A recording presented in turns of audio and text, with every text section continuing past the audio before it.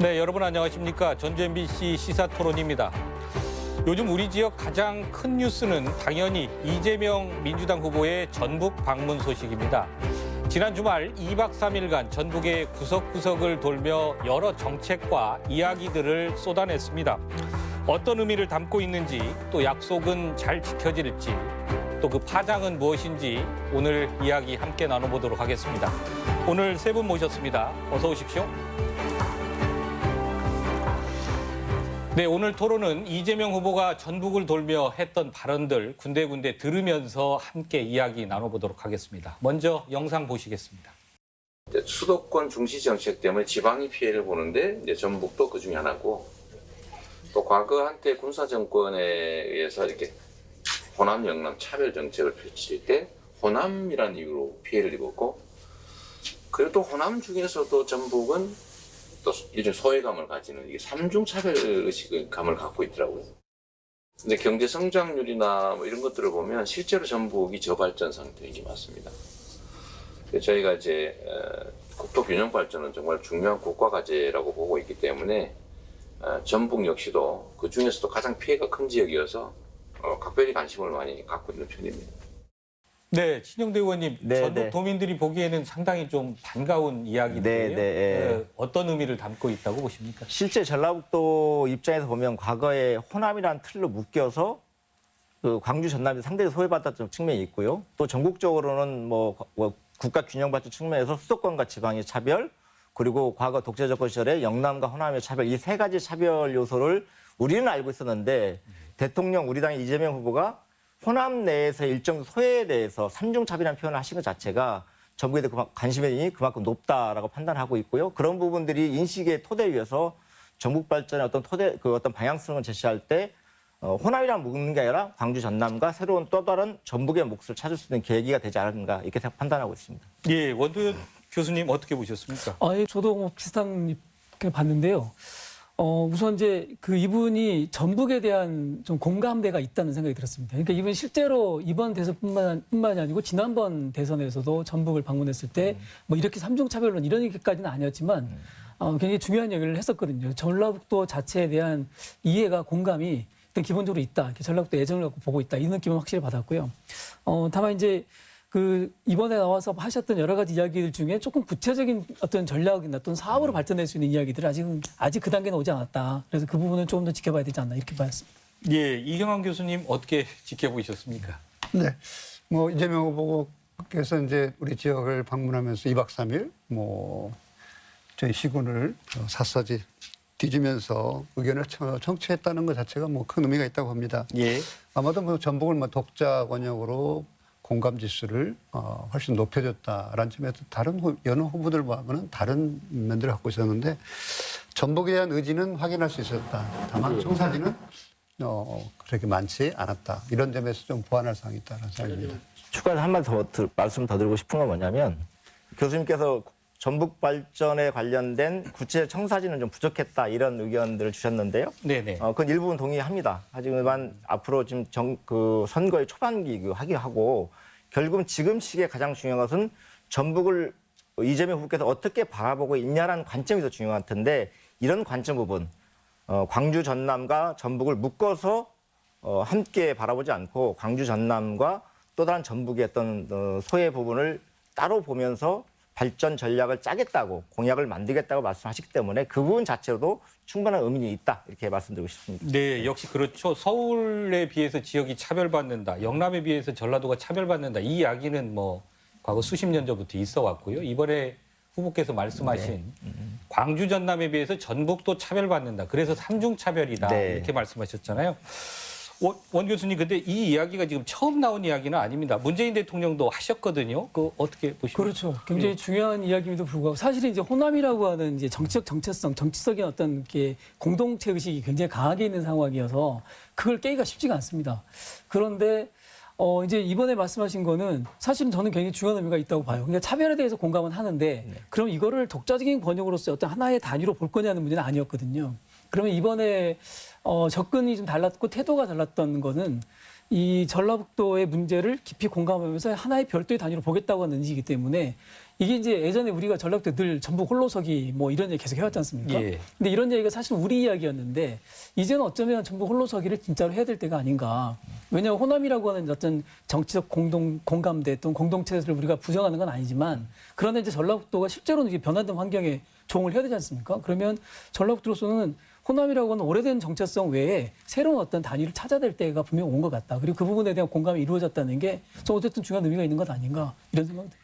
뭐 그 점에 대해서는 뭐 동의합니다만 저는 이제 우리 삼중 차별 이제 차별론 여기에서 이제 뭐 호남에서 역차별 뭐 이런 문제가 있습니다. 저는 여기에서 그러면 차별받지 않으면 어떻게 할 것인가? 우리 노력에 대해서 관심을 가진다 봐요. 저는 이제 뭐 늘 이야기하는 것 중에 하나가 70%의 지지론입니다. 그래서 적정한 수의 지지론을 가지고 있어야 우리 지역을 결국 관심 갖지 우리가 뭐 90% 이상의 몰빵의 지지 갖고는 관심 갖지 않는다. 스스로 그러면 내가 위치에 있다라는 것, 우리가 중요한 캐스팅 보트라는 역할을 우리 스스로가 할 수가 있겠다는 거예요. 예. 지금 이제 광주 전남 같은 경우 이재명 후보의 지지율이 62%, 전남 65% 지지율입니다. 여론조사에. 예. 저는 이게 황금비율이라고 봐요. 그러면 당연히 그러면 이재명 후보가 전남 광주에 대해서 관심을 가질 수밖에 없어요. 이제 그러면 우리 지역도 마찬가지입니다. 저는 그래서 대략 우리 같이 낙후된 지역들, 뭐 소외된 지역들, 그럼 소외를 어떻게 할 건가? 결국은 우리 스스로가 그 소외감을 극복할 수밖에 없다. 그 극복은 결국 적절한 지지율을 가지고 캐스팅 보트를 해서 우리의 관심을 갖지 않으면 정말 표에 영향을 주고 당선에 영향을 준다. 이런 점에서 저는 접근할 필요가 있지. 이재명 후보가 뭐 많은 이야기를 했습니다. 했지만 다 문재인 정권에서 했던 공약을 그대로 이야기한 것밖에 안 되거든요. 그럼 이제는 우리 스스로가 적정한 지지율을 가지고 이제 패를 한번 우리 것도 괜찮다. 아니, 저는 그 말씀에 동의를 하는데, 근데 이런 겁니다. 우리가 지지율이라고 하는 게 우리 인위적으로 조정돼 쓴 게 아니지 않습니까? 네. 그렇게 저는 그래서 지지율의 문제도 중요하지만 사실은 이재명 지사가 이번에 와서 우리한테 공을 던진 거라고 봐요. 그럼 이제 이재명 지사는 우리가 이렇게 경기를 하는데 공이 날라왔습니다. 그럼 공을 받아서 이 공을 가지고 우리가 어떤 게임을 만들 거냐는 사실 우리 몫이 이제는 커진다고 보거든요. 네네. 그러면 자, 전북이 이제 홀로서기에 대해서 홀로서기를 말씀 안 하셨지만 삼중차별론이 그런 의미 아닙니까? 그러면 이제 전라도가 가지고 있는 조건이나 또는 역사적 환경 그리고 나서 소외 이해한다. 자, 그러면 이제 그걸 노력하겠다고 본인이 이야기했습니다. 이제 공을 던진 거죠. 그러면 이제 전라북도에서 어떻게 준비하고 그걸 극복할 수 있는 안을 만드느냐가 중요하다고 생각해요. 그래서 저는 정치적으로 이렇게 어떤 황금 비율을 나누는 너무 좋은 말씀인데 이게 쉽지가 않지 않습니까? 그게 잘 안 되는 경우고. 그래서 저는 그런 것보다는 오히려 우리들의 준비와 어떤 비전들을 우리 스스로 만들어낼 거냐. 그리고 그거 어떻게 후보에게 정확히 전달해서 후보는 받을 준비돼 있다는 거 아닙니까? 후보가 지금 이번에 와서 한 이야기는 나는 받을 준비돼 있다는 이야기였고. 자, 그럼 우리한테 줘라. 이제 우리의 준비가 이제 필요한 거죠. 네, 이경원 교수님은 뭐 표만 주고 뭐 사업은 전혀 진척이 안 되는 이런 문제 좀 의미심장하게 지적을 해주셨는데요. 문재인 대통령이 당선될 때도 신영대 의원님 전라북도의 지지율이 가장 높았던 것으로 네. 알고 있습니다.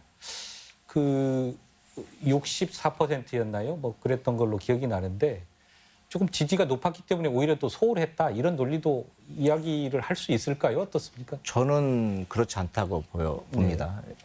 그 실제 우리 전북 지역은 무조건 민주당만 찍기 때문에 민주당 정부에서 관심을 갖지 않는다? 그건 전혀 사실이 아니라고 생각하는 거고요.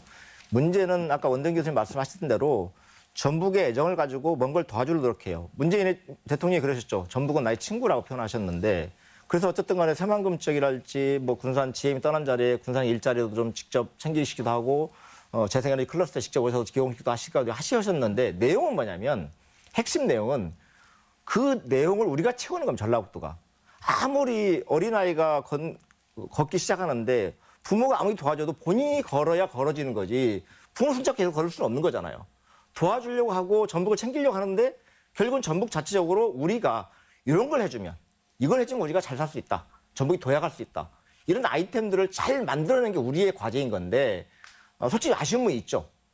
과거에 뭐 5년 전 또는 7년 전에 어떤 아이템을 다시 가지고 와서 지금의 이재명 후보에게 또 요구하는 거 이런 것도 아쉬움이 남습니다. 하지만 여기서 그칠 게 아니라 새로운 미래 산업의 먹거리를 우리 스스로 발굴하고 이것을 정부의 어젠다에 넣는 것. 이것이 우리의 몫인 거죠.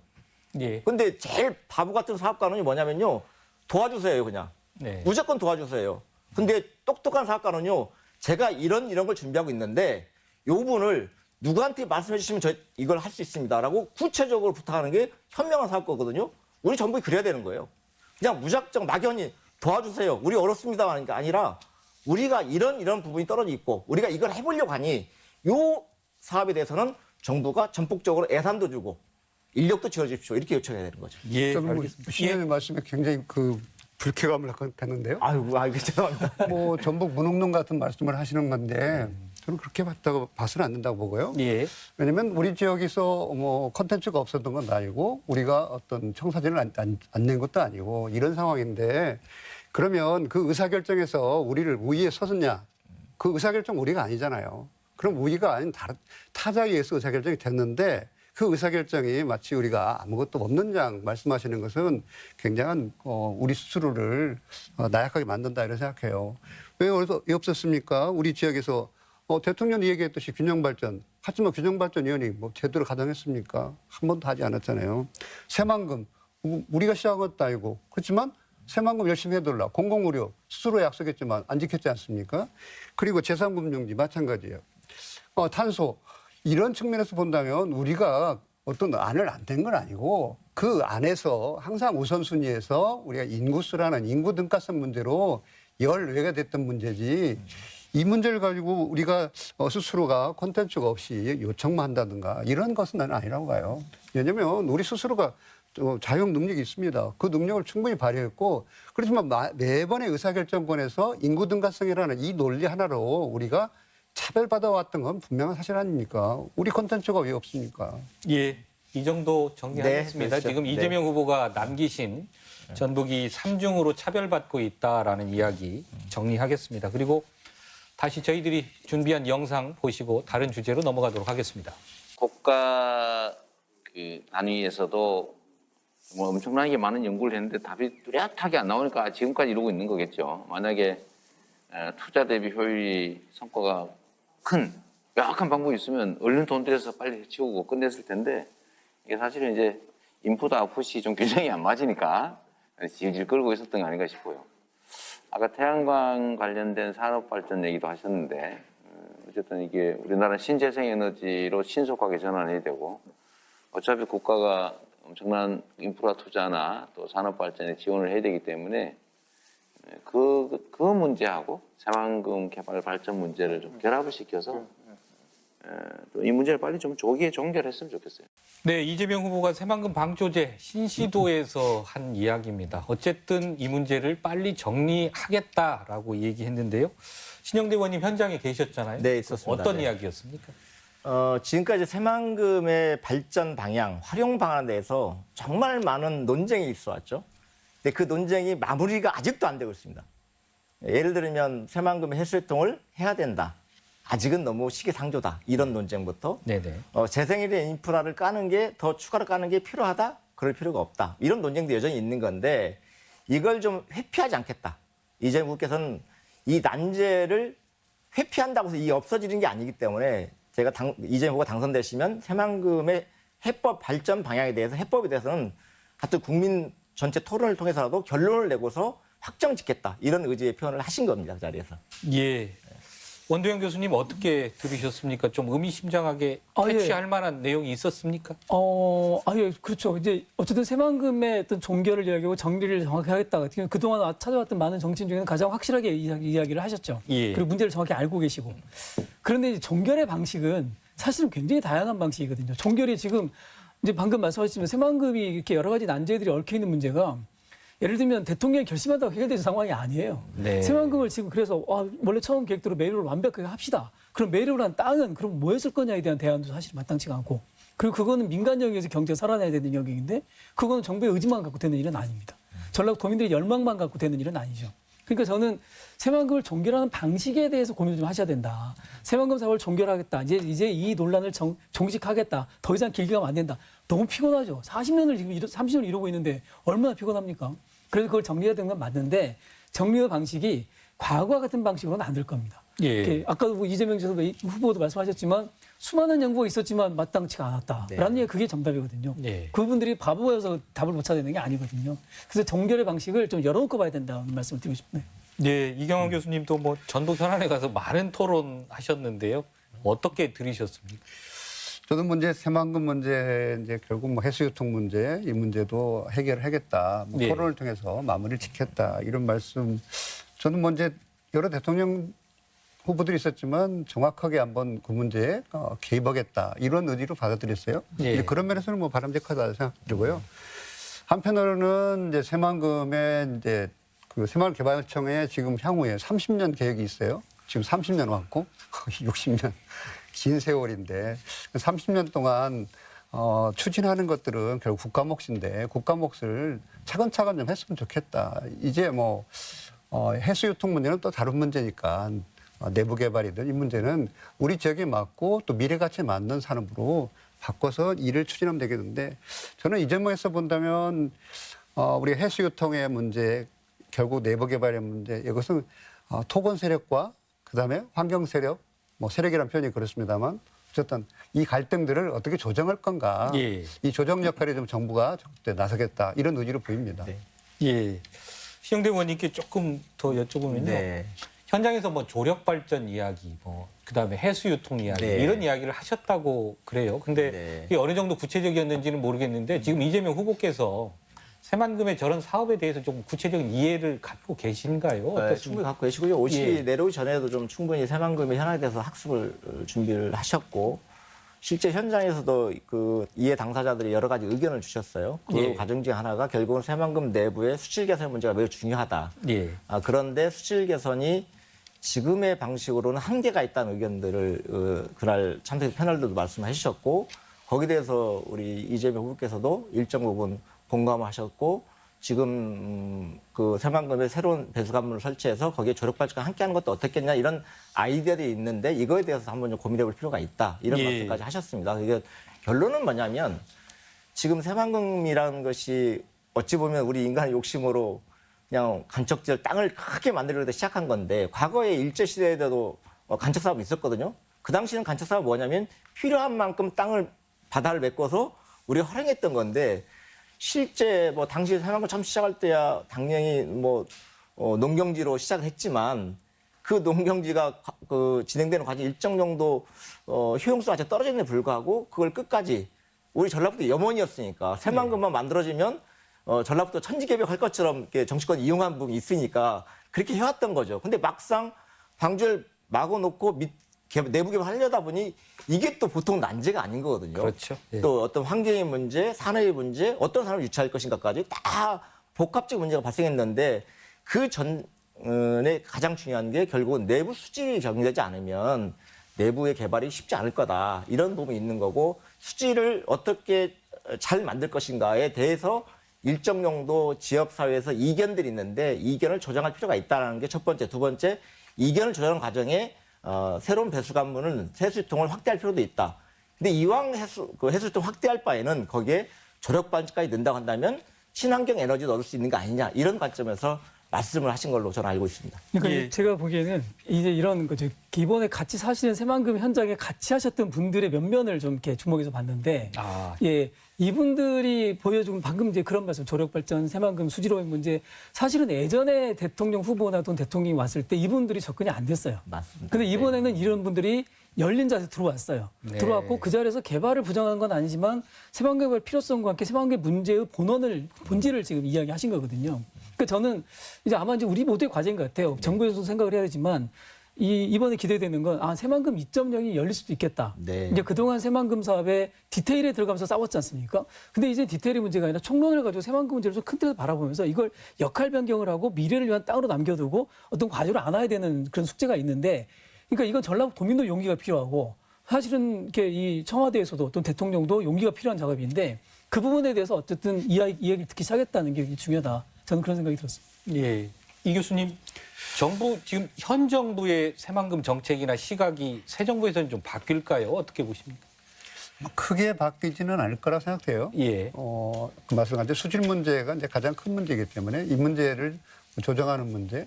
결국 비자 모임이 많은 이 새만금 지역의 상류 부분에서 이걸 커버하기가 어렵거든요. 사람이 아무리 뭐 돈을 갖다 부어도 쉽지 않기 때문에 저는 뭐 해수유통의 그 대안 중에 최적의 대안이 될 수도 있겠다 이런 생각인데 그렇지만 이제 새만금에서 지나치게 이제 태양열 중심의 신재생 에너지 이게 그 새만금 전체에 주류로 너무 떠올랐다라는 거죠. 우리가 새만금에서 얻고자 하는 가치가 있었는데 이게 신재생 에너지 이걸로 너무 가서 마치 새만금이 문재인 정부에서 그것만 있느냐 이렇게 호도된 것들은 스스로 이제 아마도 이재명 후보가 당선이 되면 조정은 가능하지 않겠냐. 그래서 어떤 모습으로 그 메인 포인트를 좀 다시 잡을 것인가 이 점은 있을 거라고 봐요. 하지만 지금같이 이제 태양열 중심의 신재생 에너지 여기에 대해서는 뭐 일단 또 많은 그 어려움도 있고 현실적인 문제도 발생하고 있는 상황에서 조정을 하지 않겠나라는 생각됩니다. 예, 추가로 하실 말씀 없으시면 다음 주제로 좀 넘어가도록 하겠습니다. 저희 준비한 영상 또 보시겠습니다.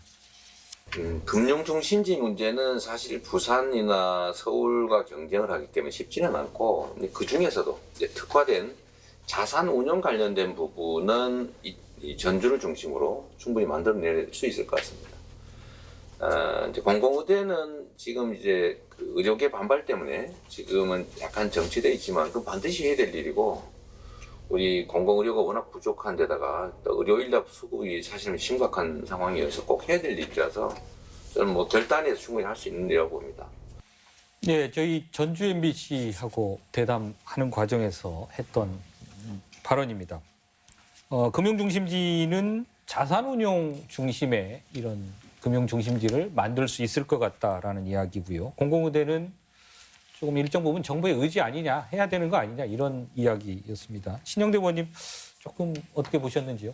네, 실제 이제 전라북도가 지난 2017년 대선 때도 그때 공약으로 우리가 대통령 후보 공약으로 요청했던 게 크게 세 가지였었죠. 예. 공공의과대학 또는 의학전문대학원, 제3 금융중심지를 전주 지정해주는 문제, 그리고 이제 우리 군산 지역의 현대중공업 재가동. 아마 이 세 가지가 전라북도의 메인 공약으로 후보 측에 요청했던 걸로 알고 있어요.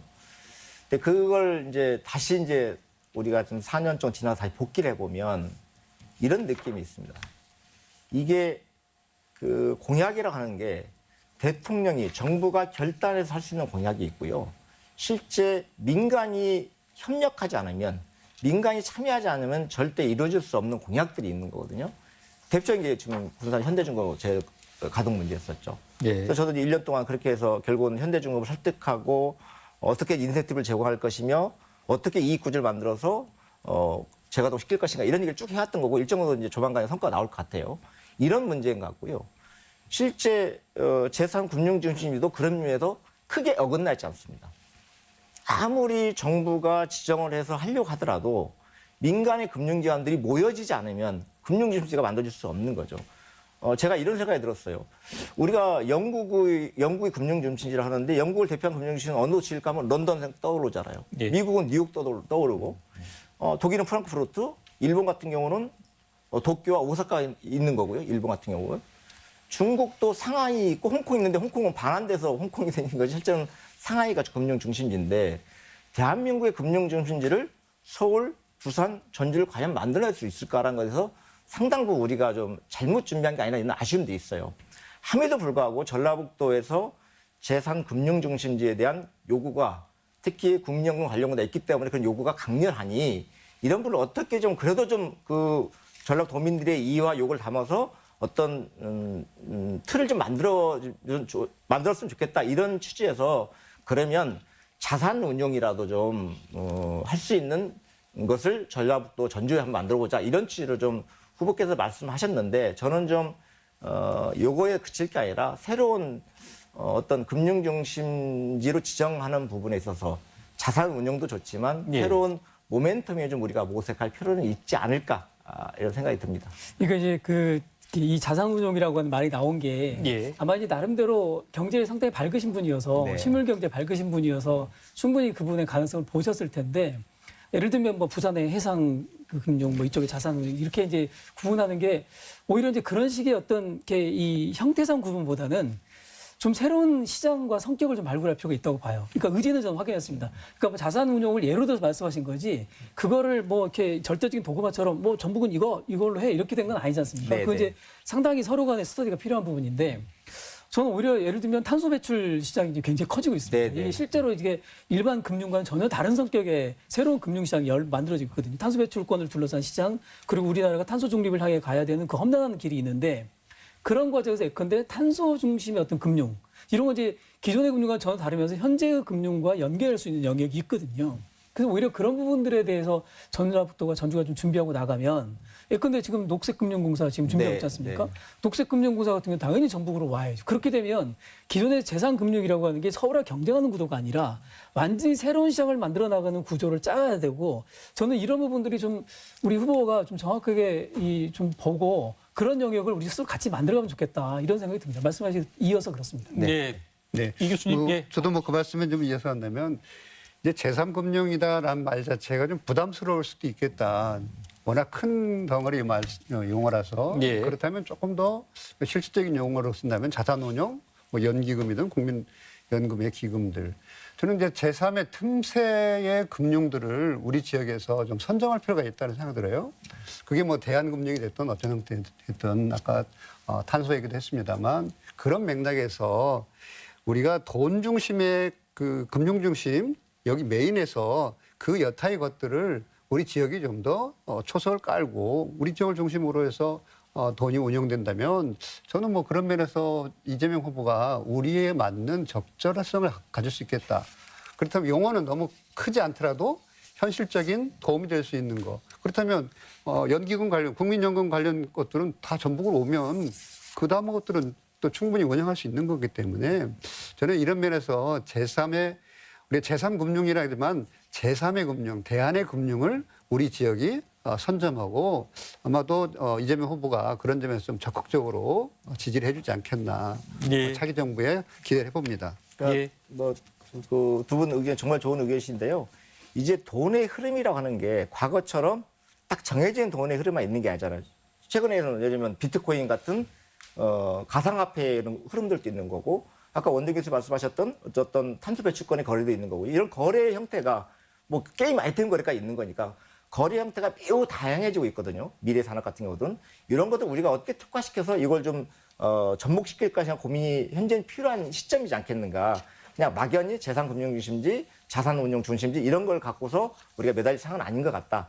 어쨌든 전북이 하고자 하는 거에 대해서는 지지를 해줄 테이니 그런 걸 우리가 좀 더 힘들게 고민해서 후보 측과 또는 민주당 정부와 전북이 함께 고민해가면서 이런 대안들을 만들어 주겠다 이런 생각입니다. 예. 추가로 뭐 공공의대 관련 말씀도 좀 해주시면 어떨까 싶습니다.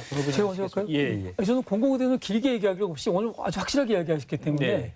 이거는 뭐 두말할 거 없이 저희가 적극적으로 환영하고 이제 이 문제를 풀릴 수 있겠구나. 예, 물론 당선이 된다면 예, 그런 믿음은 확실히 주네요. 예. 예. 뭐 공공의대 우리에게서 이재명 후보께서 이제 실천 의지 예. 강조했고 그 점에 대해서 뭐 동의합니다. 저는 걱정이 이제 전라남도에 가서는 의과대학을 만들겠다고 공약을 또 했어요. 예. 이게 이제 후보가 가는 곳마다 이제 어떤 약속을 할 수밖에 없는데 그러면 결국은 이제 서남대 그 정원을 가지고 가야만이 전남에서 의과대학이 만들어질 수 있는데 그럼 우리 공공의료대학도 실제 안 없는 형식입니다. 그래서 저는 이 점에서 하나를 포기해야 된다. 그렇다면 전남의과대학을 이재명 후보가 정확하게 포기를 선언하고 우리 지역에 선점했던 공공의대를 확실히 더 예. 실천 의지를 보여줘야 한다 봅니다. 저런 말씀을 하실 수도 있는 게요, 시의원님. 네. 그 실은 이제 저희 공공의대 전북의 공공의대, 뭐 연기금 대학원 이런 것들은 지금 다 뭐 무산됐거나 네. 잘 진행이 안 되고 있는 반면에 그 나주혁신도시에 있는 한전이 추진하는 한전공대 같은 공과대학. 경우는 일사천리로 진행됐지 네, 않습니까? 네. 현 정부에서. 그래서 그 부분에 대해서 어떤 그 불공평, 소외감 이런 걸 호소하는 도민들이 워낙 많아서 이게 의지의 문제 아니냐 이렇게 읽히고 네, 있습니다. 네. 그 부분 조금 설명해 주시면 어떨까 뭐 싶습니다. 아쉬움이 있습니다, 사실. 예. 예, 우리도 아마 공공의과대학 같은 경우들은 아마 속도감 있게 진행될 수 있었어요. 예. 실제 그런 의지도 분명했고 저희 민주당의 그 국회 문제도 분명했죠. 근데 이제 아시다시피 이제 코로나 상황이 악화되면서 범의료계의 반발을 뚫고서 추진하기 쉽지 않았던 부분이고, 그래서 그 당시에 의료계에 파업을 하고 그럴 때 의료계가 협상했던 게 코로나가 일정도 안정된 시기에 다시 협의한다, 이런 정도로 좀 봉합을 해놓은 상태거든요. 하지만 공공의과대학이 전라북도에 들어간다는 것에 대해서는 여야 또는 심지어는 우리 야당까지도 큰 이견은 없습니다. 그래서 공공의과대학이 코로나 상황이 진정되면, 안정되면 당연히 전라북도에 유치한다. 이거는 분명한 사실이고요. 이재명 후보가 그렇게 말씀하신 것은 코로나가 계속 이렇게 하지 않겠습니까? 예. 어쨌든 이재명 후보가 정부가 출범하게 되면 당연히 공공의과대학은 그 시기에는 논의하고 확정 지을 거라고 말씀드리고 싶고요. 이게 이제 전남대 의과대학은 좀 다른 측면 같아요. 뭐냐면 지금 전국에 있는 광역자치단체에 의과대학이 없는 데가 전남만 없답니다. 네, 광주엔 있고 전남엔 없다는 말씀이죠. 그런 요구를 담아서 하는 거고, 그리고 실제 공공의료, 국립대학이든 이런 의료원이든 간에 공공의료 인프라가 다른 나라에 비해서 우리나라 현재 떨어져 있다는 게 공감대가 있기 때문에 공공의료 인프라를 구축할 때 전남대 의대를 하면 우리 전북 지역에 공공의과대학이 안 만들어진 게 아니라 아마 동시에 추진하는 방식으로 될 거라고 생각하고 있고요. 또 이런 상황이 아니었으면 아마 한전공과대학처럼 우리도 진짜 끝났을 텐데 코로나 때문에 늦어지는 부분에서 매우 아쉬움이 크다는 말씀드립니다. 예, 아쉽지만 될 거다. 예. 저는 코로나 때문에 더 필요하지 않냐 이런 생각이 맞습니다. 들어요. 예. 민주당이 거의 범민주당의 180석 가까이 되는데 저는 의지가 없다고 봐요. 예. 왜냐하면 하려면 지금 정기국회에서도 할 수 있지 않습니까? 그리고 의료계가 반발한다면은 그러면 법인은 법률을 통과시키고 그다음에 설립을 조정할 수는 있는 거거든요. 그렇다면 민주당 의지가 결국 없다라고 저는 봐요. 이런 면에서 본다면 현재 이 문제를 그렇다면 그럼 이재명 후보가 이 문제를 돌파하겠다라는 의지를 보였지만 결국 민주당이 그 의지를 지금 안 보여주면 사실 어렵다고 봐요.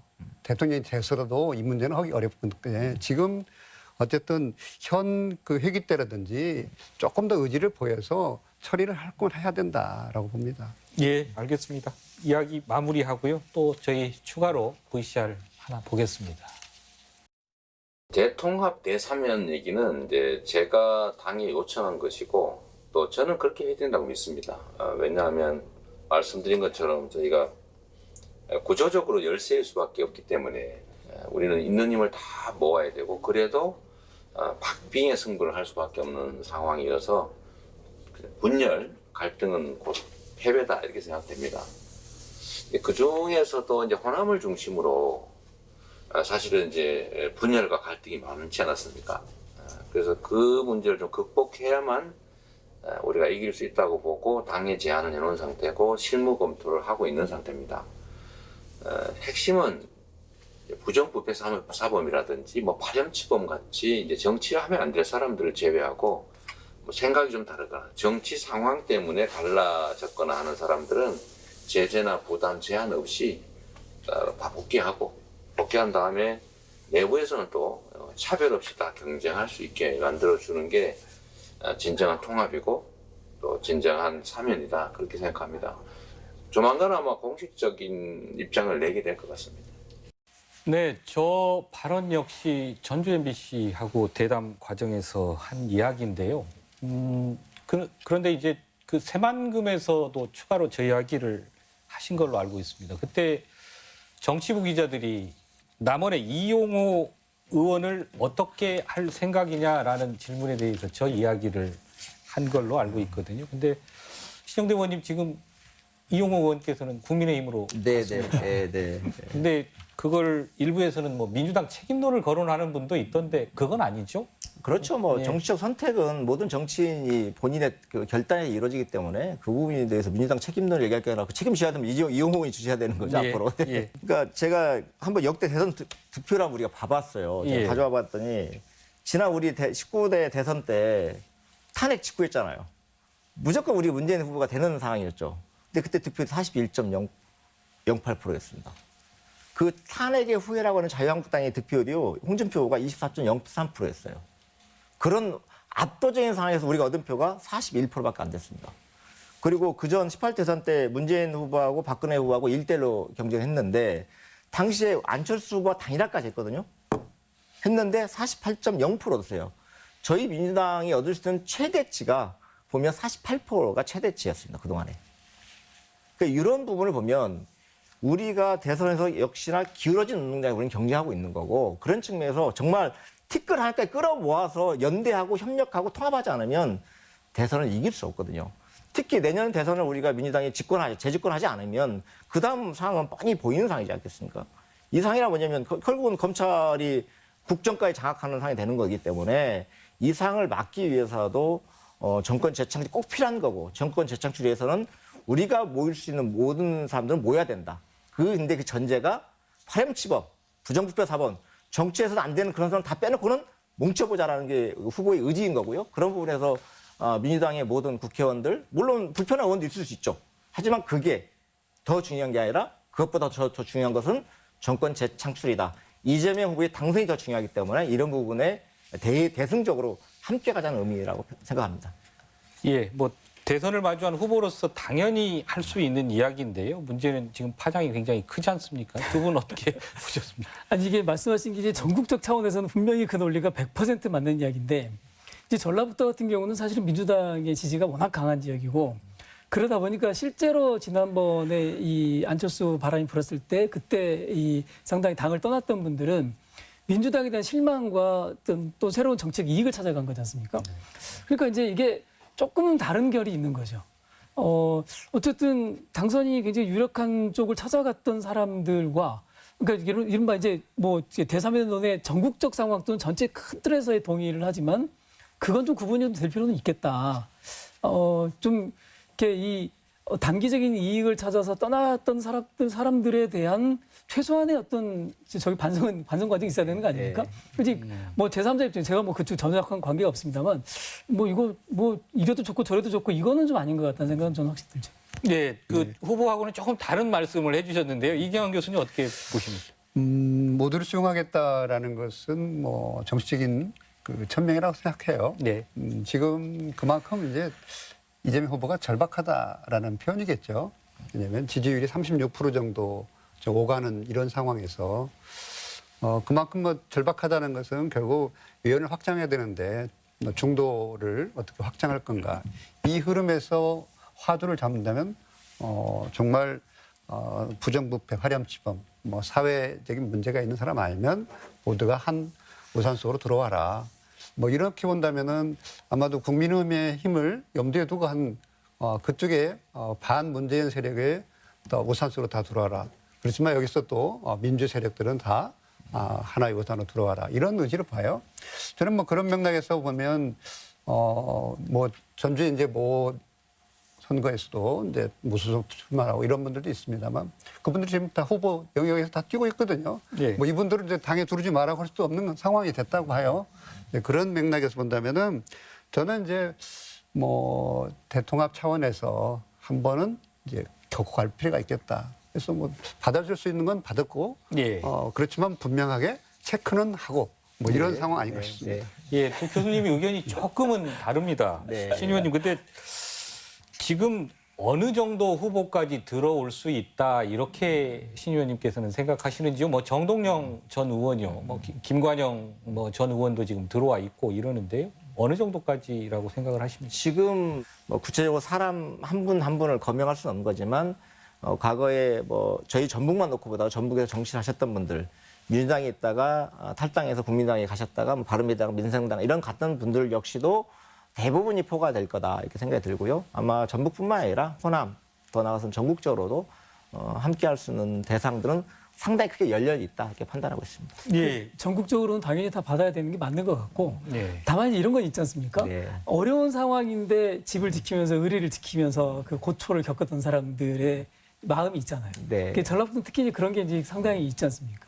이제 이런 부분들에 대해서 이제 후보가 또는 이제 민주당에서 그런 부분에 대한 최소한의 배려나 최소한의 고민들은 해줘야 되는 건 아닌가? 네, 그 부분은 아마 그 당 내에서 실제 바로 이제 대통령 선거 끝나자마자 지방선거가 있기 때문에 지방선거 출마하는 시도원들 단체장 입장에서 상당히 불편할 수 있거든요. 이런 부분을 어떻게 좀 제대로 설계할 것인가는 실무로 잘 검토될 거라고 생각합니다. 네. 네, 후보께서는 조만간 정리해서 좀 발표할 거다 이런 얘기를 마지막에 하셨어요. 네. 근데 이제 뭐 절박하다 이런 표현도 아까 해주셨는데 후보께서는 어찌 보면 호남 정치권에 대한 부탁, 당부의 얘기일 수도 있거든요. 근데 네. 여전히 전북 정치권, 뭐 호남 정치권 이런 데서는 조금 이제 미온적일 수도 있고 내년 그 지방선거에 대한 이해득실 이런 부분도 있는 것 같은데 신 의원님은 그 부분을 조금 더 구체적으로 말씀해 주시면 어느 정도까지 받아야 된다고 생각하시는지 조금 얘기하실 수 있을까요?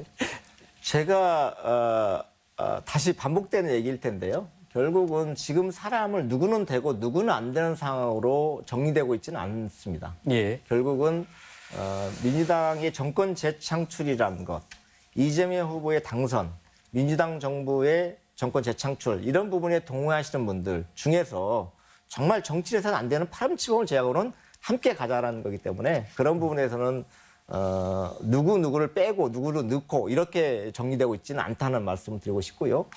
두 번째로 당장 급한 게 지방선거인데 예. 역시나 지방선거 과정에서도 오랫동안 당을 위해서 당을 지켰던 분들이 또 선거를 준비하고 있는데 민주당 후보와 경쟁했던 민주당을 비판했던 문재인을 비판했던 사람들이 다시 들어와서 경쟁하는 부분에 대해서 기존에 이제 지방 정치했던 분들 입장에서 상당히 불편할 수 있거든요. 예. 이런 부분 역시도 아마 유권자와 당원들이 평가해 줄 것이다라는 거고요. 예. 또 그분들이 들어오더라도 쉽게 어떤 우리 기존에 오랫동안 했던 분들과 경쟁을 해서 이기기는 쉽지 않은 상황이니 예. 함께 해도 무방하다라고 저는 이제 예, 우리 알겠습니다. 지방의회 설득하고 있습니다. 그러니까 방식이 예. 이게 이 떠났다 들어오는 분들에 대한 페널티보다는 이렇게 집을 오랫동안 힘들지만 지켰던 분들에게 어떻게 조금 더 이렇게 인센티브를 드릴 거냐 이런 방향으로 오히려 좀 설계하는 것이 네. 뭐 제가 삼자는 이렇게 네, 그런 방향도 아마 검토될 수 있을 거라 예. 생각합니다. 저는 뭐 그 말씀에 대해서 좀 동의하기가 어려운 게 결국 기득권 지키겠다는 얘기랑 같은 맥락이라고 봐요. 네. 왜냐하면 들어온 사람을 받아서 경쟁해서 내가 이기면 되는 거지. 내가 지켰으니까 들어오는데 인색하겠다. 이것은 기존에 있는 뭐 위원장이든 지역위원장이든 국회의원이든 이분들이 자기 스탠스를 블락킹하겠다는 그런 논리로 들리지. 뭐 정말 열심히 해서 민주당의 이재명 후보를 당선시키겠다고 노력한 사람들이라면 다 포용해야 되죠. 그것이 조금 지방선거에 네. 영향에 대해서 과정상 어려움을 겪더라도 큰 것을 위해서는 저는 받아주나 봐요. 그러니까 우리 이해찬 당대표께서 이 정치를 하면서 그 순간에 당선을 위해서 당을 옮겨 다니는 것, 탈당과 복당을 반복하는 것을 앞으로 없애야 된다. 당을 좀 시스템적으로 만들어야 된다. 서로 불리한 부분이 있더라도 당에서 지키고 오랫동안 하다 보면 기회가 올 수도 있다. 이런 토대를 만들어보자 해가지고 당원을 좀 강화해놨어요. 당원 당규를. 그래서 탈당한 경력이 10년 이내 있으면 25%의 페널티 감산을 하게 만들어놨거든요. 이런 부분이 없어지는 거거든요. 사실은. 그런 부분에서 원칙이 좀 일정 훼손되는 부분이 있어요. 근데 이걸 왜 원칙을 훼손하면서까지 이걸 왜 우리가 대통합을 얘기하냐라고 보면 결국은 우리가 민주당 입장에서 이재명 후보가 당선되지 않으면 정부 재창출되지 않으면 지방선거에서 우리 전북은 어떨지 모르겠지만 서울시장 선거, 경기도지사 선거 쉽지 않거든요. 그게 결국은 이번 대통령 선거가 그만큼 중차대하기 때문에 과거에 세웠던 원칙을 일부 바꿔가면서라도 이번에 대통합을 모색하는 거고 추진하는 과정에 있다. 그런 부분에서 오랫동안 당을 지켜오신 분들 굉장히 민망하고 죄송한 일이죠. 하지만 그런 부분은 그런 헌신과 당에 대한 헌신과 노력에 대해서는 우리 당원들이 시민들이 유권자들이 평가해 줄 거다. 이런 믿음을 갖고서 열심히 하면 될 것 같습니다. 예, 알겠습니다. 저희 시간이 많이 지났는데요. 거의 마지막 질문이 될 것 같은데요. 이런 질문 드리겠습니다. 내일이 대선 투표일이라면 누가 이재명 후보와 윤석열 후보 어떻게 될 것 같습니까? 그리고 남은 뭐 한 90여일 남았나요? 남은 대선 기간 관건은 또 뭐라고 생각하십니까? 이재명 후보가 100% 당선됩니다. 예, 남은 시간 관건은 뭐라고 생각하시는지? 결국은 이제 후보의 지금까지는 문재인 정부, 현 정부에 대한 비판적 정서가 일부 투영돼서 윤석열 후보에 가 있긴 하지만 결국은 미래 권력을 뽑는 선거지 않습니까? 예. 문재인 대통령 시즌2가 아니라 새로운 대통령을 뽑는 이런 선거잖아요. 그럼 이재명 후보를 결국은 객관적으로 바라보는 유권자가 층이 만들어질 거고 그래서 윤석열 후보와의 비교 우위가 누군가를 국민들이 판단한다고 한다면 100% 이재명 후보가 당사자를 보는 거고요.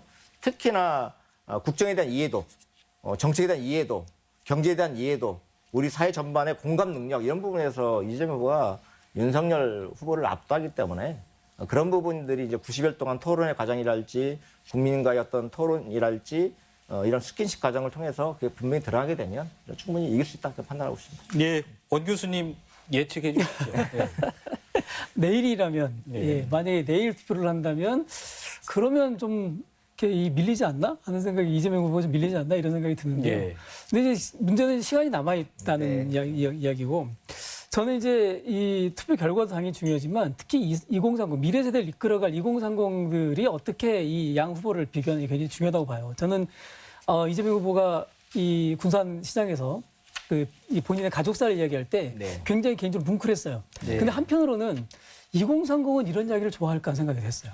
왜냐하면 제가 보기에 2030에 대한 2030 이재명 지사에 대한 어떤 느낌 중에 하나 중에 좀 싫은 느낌 비슷한 게 하나 있는 게 뭐냐면 이재명 후보는 너무 자수성가형 스타일이라는 거예요. 근데 지금 2030들은 그렇게 열심히 고생하고 힘들어서 올라왔던 사람들을 개인적으로 존경은 하지만 그게 좋아하진 않아요. 그래서 이제 오히려 그런 이야기들을 들으면서 이재명 후보가 어쩌면 2030과의 거리를 얼마나 좁힐 수 있느냐가 사실은 선거 전체에 굉장히 중요한 포인트가 되겠다. 저는 그런 측면을 좀 보고 싶었습니다. 예, 이경환 교수님 어떻게? 네, 내일이라면 저는 이재명 후보가 박빙의 우세하지 않겠나 예. 생각합니다. 결국 이번 대선도 저는 150만 표 내외에서 승부수가 날 거다 이렇게 보면 예. 아주 박빙인데 그리고 그 박빙의 승부처가 어딜 건가? 윤석열 후보는 저는 서진 정책에서 승부 여부가 난다고 봐요. 호남에서 두 자릿수를 넣느냐가 승부 여부가 날 거고. 이재명 후보는 결국 세대에서 2030에 얼마큼 약진을 할 것이냐 이 문제에 관건이 있다고 봐요. 그럼 2030은 결국 미래 가치이고 부동산의 문제, 집의 문제고 이 문제를 어떻게 카타르시스 해줄 수 있을까? 이 문제를 이재명 후보가 토론을 통했든가 다양한 스킨십을 통해서 극복해내면 결국 150만 표 정도 사이에서 서로 승부를 내지 않겠나 생각이 듭니다. 예.